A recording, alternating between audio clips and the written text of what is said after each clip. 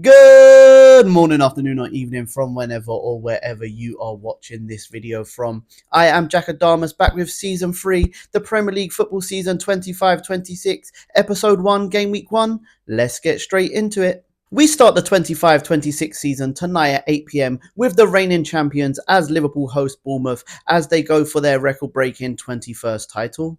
Liverpool will go into this season rightfully so as favourites as they look to regain the Premier League title, as they have boosted to their squad this season, as they have bought the Premier League record signing in Florian Wirtz. But they did look disappointing last time out in the Community Shield last weekend though.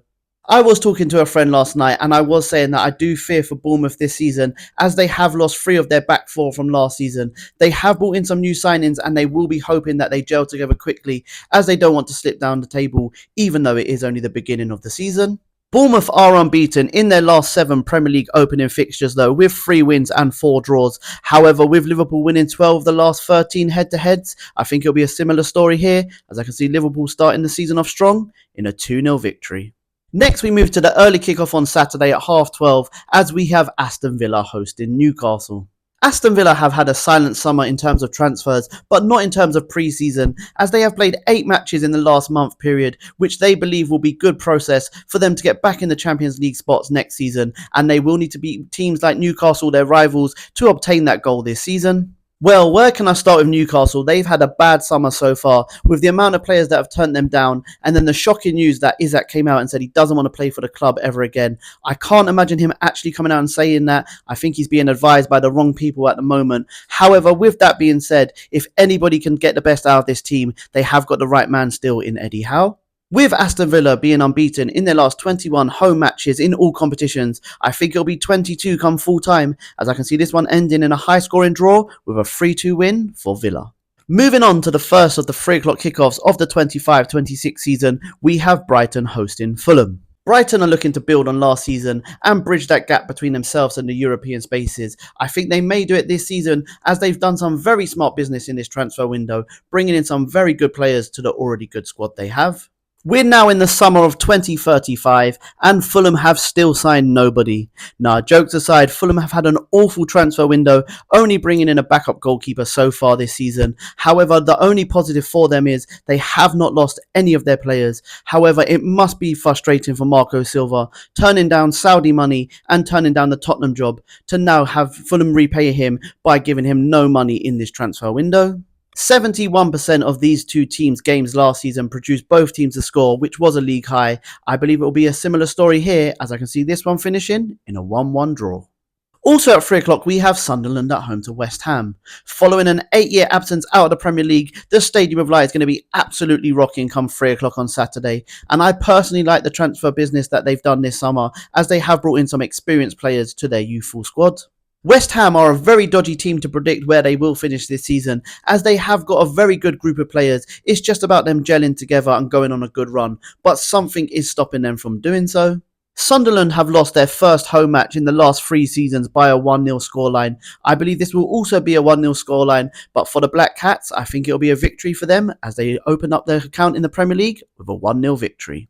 Next up, we have Tottenham at home to Burnley. We all trolled Tottenham on Wednesday as they did bottle the UEFA Super Cup. However, in hindsight, they did play very, very well against probably the best team in the world right now. And they have got an easy game on paper here to start off the season, although no game in the Premier League is an easy game.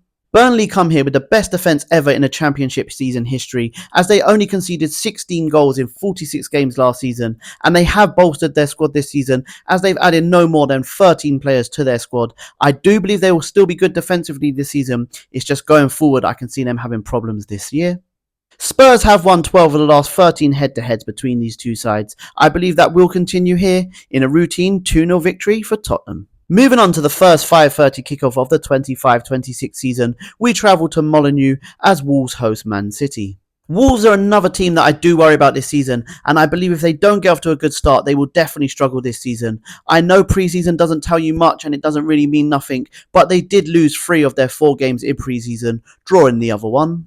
Man City are another dodgy team to predict. Will they be back to their best, or will they need another season or 2 to rebuild the squad?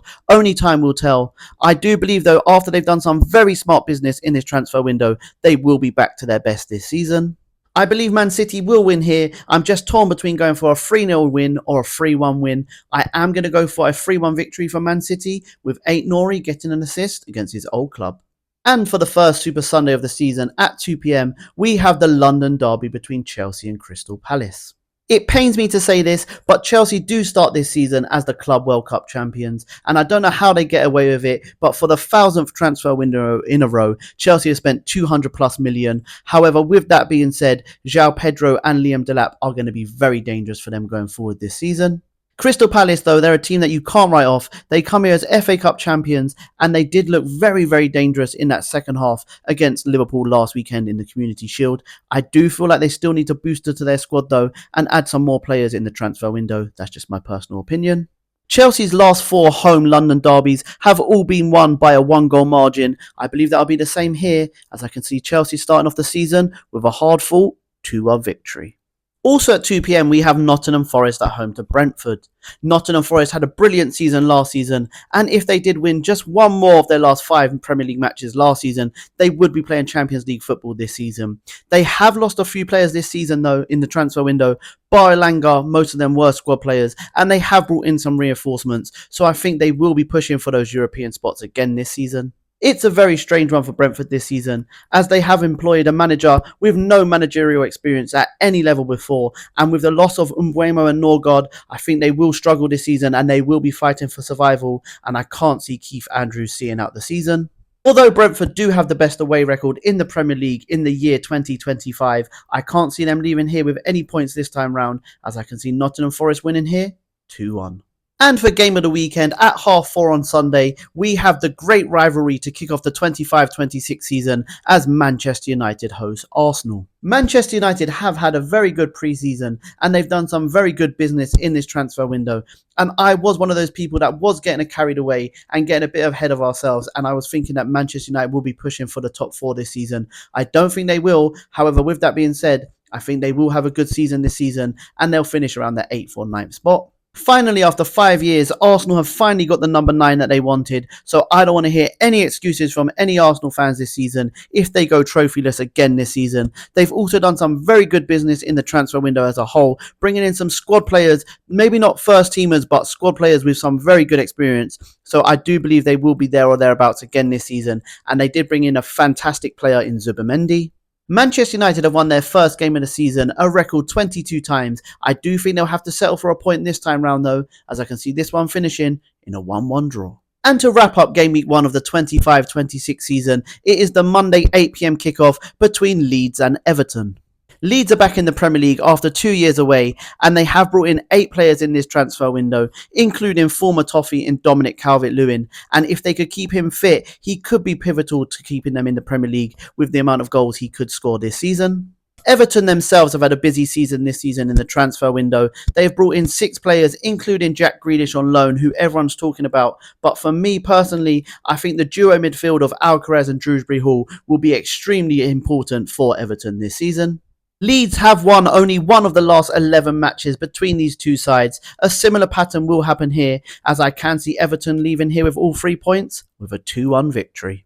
This week's outro is a little bit different, as I just want to take this time to apologise for you guys for not bringing you enough content this summer. I said I would and I tried to, but life got in the way, so I really apologise for that. But thank you very much for the love and support that I continue to get from you guys. Have a good weekend, and remember, if you don't shoot, you can't score. Bye guys, have a good weekend.